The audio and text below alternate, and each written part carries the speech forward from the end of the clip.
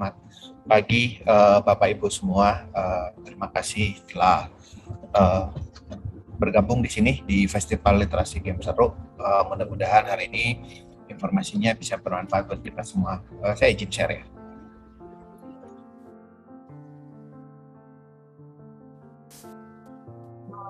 Kelihatan ya? Sudah Pak, sudah terlihat. Oke, terima kasih.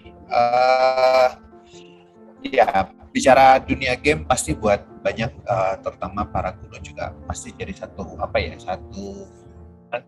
sendiri sih, pasti jadi satu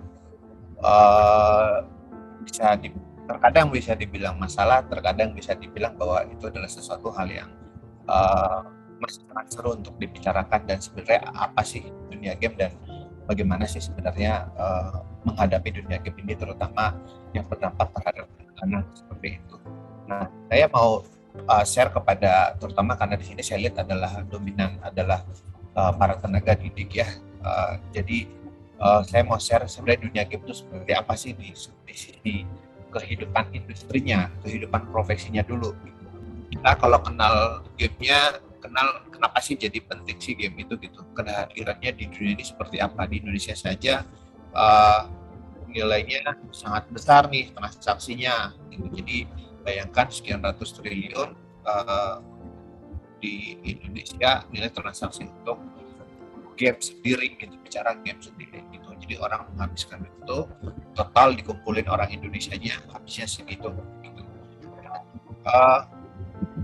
Lalu kalau kita bicara game, Bapak Ibu, game itu kan banyak nih aksesnya, tidak hanya melalui mungkin handphone yang kita pegang sekarang ini, ada pakai PC, komputer, ada pakai laptop, ada pakai konsol PlayStation, ada Nintendo, ada Xbox, di-download ada pakai Steam dan lain-lain, macam-macam yang menyalurkan gamenya macam-macam dari Play Store, Apple Store gitu. Nah itu jadi ada yang digital, ada juga yang fisik gitu. Fisik itu yang biasanya pakai DVD atau ada bentuk kaset seperti Nintendo kayak gitu. Jenis banyak, dan sebenarnya termasuk kayak kalau kita di time zone itu juga kan game gitu. Jadi itu namanya game arcade, itu termasuk dalam game. Dulu kalau Bapak Ibu yang mungkin sudah sama seperti old school ya, ada game yang dulu kita main kayak di time zone tuh kayak model dingdong seperti itu. Nah, lalu kalau di game tuh kayak apa sih? Makanya bisa jadi orang banyak buat game gitu. Jadi mulai dari yang buat namanya developer, lalu publisher, orang yang mendistribusikan. Jadi kalau kayak musik itu yang nyanyi, katakanlah mungkin yang nyanyi Raisa, yang mengedarkan lagunya Sony seperti itu. Nah, kayak gitu. Di game juga ada studio mana yang publish siapa, tapi bisa juga dia developernya dia juga yang publish sendiri, karena mudah dengan sekarang tinggal di-upload di Play Store atau di Apple Store seperti itu, dijual, diadarkan ke seluruh, dia mau ke negara mana, lalu nanti ada pembayaran baik itu melalui iklan, baik itu beli kayak ada diamond di dalamnya, ini purchase namanya istilahnya. Nah, itu yang dilakukan customer atau kita pengguna. Dari situlah monetisasi atau duitnya ada untuk para developer dan publisher tersebut gitu. Itu bicara rantai nilai bisnis industri gamenya. Kalau profesinya banyak Bapak Ibu. Jadi game developer tuh macam-macam jenisnya juga. Di dalam ada produser, game design. Game design ini bukan menggambar loh. Jadi ini pekerjaan paling sulit sih sebenarnya. Game design tuh yang membayangkan seperti apa. Tadi bicara gamifikasi. Nah itu gamifikasi terbaik itu dihasilkan oleh game designer terbaik. Jadi dia akan merancang bagaimana membuat teka-teki yang menarik, yang orang akan ingin bermain terus, dan bisa memberikan, dia harus belajar menstimulus untuk ini apa, menstimulus untuk rasa pengetahuan dan lain-lain. Yang itu semua game designer yang mencoba merancang, biasanya dipadu dengan adanya riset-riset lain. Jadi membuat game tuh banyak keilmuan yang dimasukkan sih. Jadi banyak dasar ilmu yang digunakan untuk bisa menghasilkan sebuah game yang baik gitu. Nah, ada programmer, artis dan lain-lain. Jadi kalau ada anak-anak Bapak Ibu yang pengen terjun di dunia game, ya ini berbagai macam profesinya nih, gitu. Di publisher ada marketing, IT team, kreatif, dan lain-lain. Sampai kepada nanti dari game itu muncul ke industri-industri lain. Game yang tadi sukses dibuat filmnya karakternya yang sama, atau dipakai di industri pariwisata, jadi kayak merchandise dan lain-lain kayak gitu. Jadi ini branded ini Bu banyak sekali bicara industri hardware, handphone, IT, server dan lain-lain. Jadi dengan adanya industri game itu mendampak kepada yang lain, makanya tercipta tenaga kerja yang lain, pekerjaan yang lain. Jadi bukan hanya di gamenya saja, tapi berdampak kepada industri-industri lain. Itu kenapa industri game itu sangat besar. Nah, ini contoh-contoh dulu game-game sukses yang ada di Indonesia, yang dibuat oleh orang Indonesia, tapi suksesnya luar biasa, tidak hanya di dalam negeri, tapi di luar negeri. Yang sukses dalam negeri ada Tahu Bulat, itu yang buat Own Games dari Bandung, ada Happy Glass dari Lion Studio, ada Icon Pop Quiz dari Allegro. Nah, ini sukses-sukses di luar nih, dari Icon Pop Quiz sama Happy Glass nih sukses sekali di luar, di Indonesia dan di luar gitu. Nah, lalu sekarang muncul namanya e-sports gitu, dengan hadiah yang luar biasa, lebih mengalahkan olahraga konvensional lainnya. Bayangkan hadiahnya $5 juta, $25 juta seperti itu. Ya itulah perkembangan perubahan zaman ya. Jadi karena semakin banyak peminatnya, para sponsor makin banyak, hadiahnya bisa makin besar seperti itu. Dunia e-sport itu macam jenis-jenisnya juga jadi berkembang. Ada yang menjadi pelatih e-sport, ada yang menjadi bagian membuat eventnya, kan pertandingannya harus gemuruh, harus ada eventnya tuh. Jadi ada event organizer namanya, event crew, ada broadcaster atau reporter, ada komentator, ya sama seperti di olahraga lainnya. Jadi ini profesi-profesi yang terbentuk gara-gara adanya e-sport juga. Nah, pengen tahu dunia game itu sebenarnya sensitifnya seperti apa? Bayangkan ada judul seperti ini, 2 pemuda di India meninggal karena bermain PUBG mobile dekat rel kereta. Yang salah gamenya apa orangnya?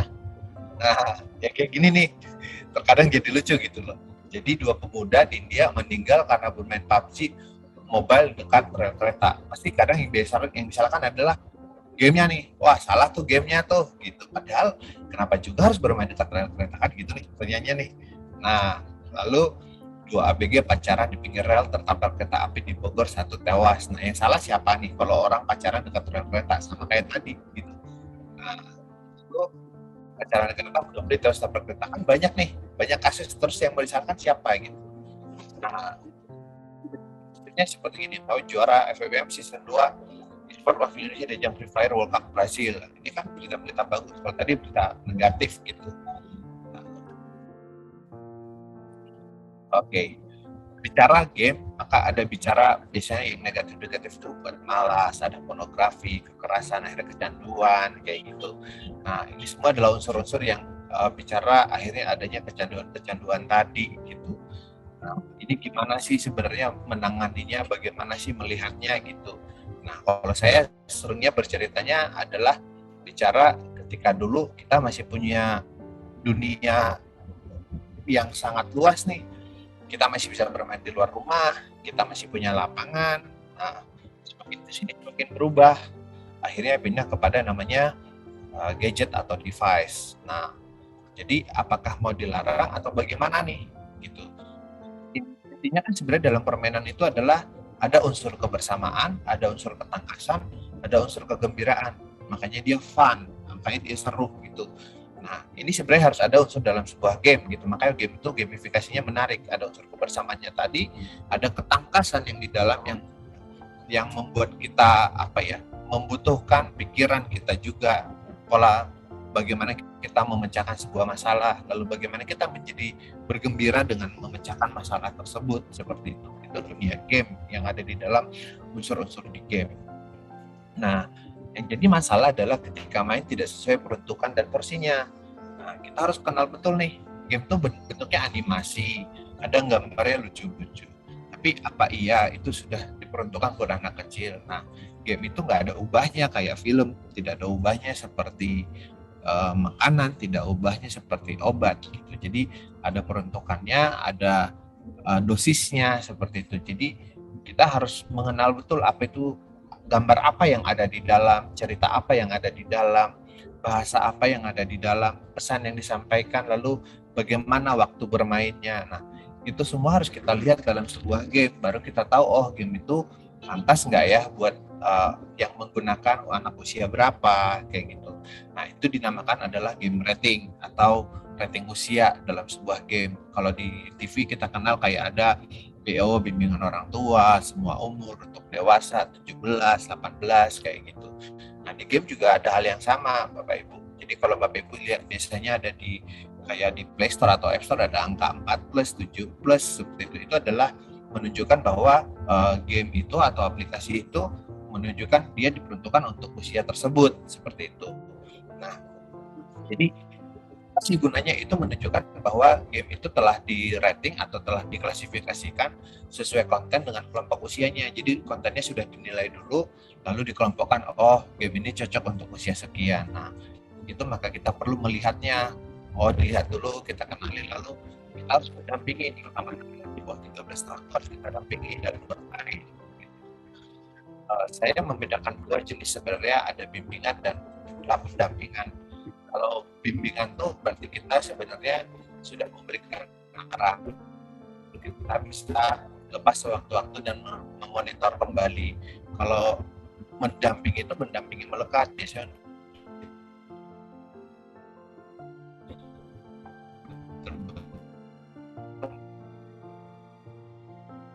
awal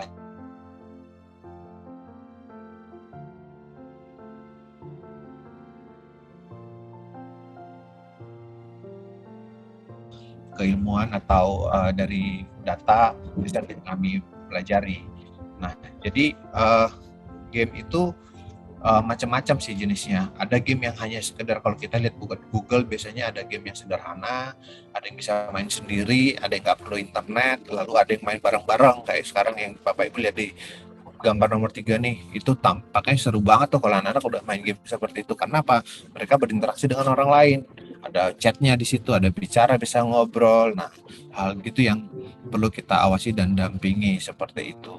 Nah, lalu bagaimana sih supaya nggak candu? Apa sih porsi yang tepat gitu? Ya, kita harus ada durasi waktu. Kapan, berapa lama dia harus bermain? Apa sih reward yang harus kita kasih ketika dia untuk bisa bermain? Apa punishment-nya? Bagaimana aturan tegas yang kita terapkan? Kapan jam bermain? Apa yang boleh dimainkan? Lalu kita harus selektif dalam memilih permainan buat anak-anak seperti itu. Nah, bicara tadi game rating itu Indonesia punya namanya IGRS, Indonesia Game Rating System. Seperti di luar ada ISRB, PEGI dan lain-lain. Nah, kita menerapkan yang sama. Kenapa? Karena kultur kita, budaya kita beda dengan negara luar. Mereka punya aturan sendiri, kultur sendiri, budaya sendiri yang tentunya berbeda dengan kita. Mungkin ada beberapa hal yang penting yang sama, tapi ada beberapa hal yang sangat berbeda dengan kita. Itu yang menjadi kenapa kita harus punya sendiri cara untuk menilai kontennya. Nah, apa sih yang kami nilai di dalam konten-konten tersebut? Ada bicara tentang konten rokok, minuman keras, narkotika, psikotropika, dan adiktif, bagaimana gambarnya, bagaimana bentuknya diekspresikan, ada nggak di dalamnya unsur-unsur tersebut, kekerasan tingkatannya seperti apa, darah mutilasi, kanibalisme, ada nggak darahnya bentuknya seperti apa, ketika permainan mukul kecoa, ya darahnya mungkin hijau. Kalau anak-anak biasanya kayak slice memotong buah seperti itu kayak gitu kan ya menggunakan alat, tapi kan kekerasan seperti apakah itu dimaksud seperti itu. Lalu ada penggunaan bahasa, penampilan tokoh, bahasanya ada umpatan atau tidak, penampilan tokohnya seperti apa, pakaiannya, nah penyimpangan seksual, simulasi judi, dan ini kita nilai semua. Lalu dari berdasarkan itu kita nilai konten-kontennya, kita kelompokkan. Kalau kita dikenal dengan usia, ada yang 3 tahun untuk peruntukan 3 plus, 7 plus, 13 plus, 18 plus, dan semua umur. Inilah kelompok-kelompok usia yang kita kenal saat ini melalui peraturan kita yang dikeluarkan oleh Kominfo. Nah, menurut saya menyarankan kepada Bapak Ibu membiasakan kepada terutama orang tua agar selalu melihat cek age rating atau rating usianya game tersebut, lalu lihat deskripsi ceritanya seperti apa, dilihat gameplaynya, mungkin bisa lihat di YouTube, oh kalau game ini seperti apa, lalu dicek reviewnya, ada nggak komentar-komentar orang, lalu dicek fiturnya apa yang ada di dalam, cek fitur apakah ada chat, ada bicara, nah supaya kita bisa mengawasi anak itu bicaranya seperti apa, Jangan sampai terbiasa mengeluarkan umpatan-umpatan, itu kan kita harus kasih bimbingan dan lain-lain, bahwa dunia online, dunia internet sama dengan dunia offline, punya etika dan lain-lain gitu. Nah, kita pun tadi bicara gamifikasi, kita pun sadar di pemerintah, wah perlu nih orang tua untuk ngerti apa sih game rating itu, perlu gamifikasi juga biar seru. Orang tua kalau dengar webinar doang mungkin kadang bosan gitu ya. Nah, kita ada namanya Gamebot, game bimbingan orang tua. Bapak Ibu bisa download baik di Play Store maupun di App Store. Nanti dari situ Bapak Ibu semakin terbiasa mengenal bagaimana menilai sebuah konten game yang pantas buat anak-anak atau buat kelompok-kelompok usia tertentu. Nanti bisa di-download Bapak Ibu untuk kenal seru belajarnya, jadi dengan bermain sih gitu. Mungkin itu sih dari saya singkatnya, Mbak Dina. Terima kasih.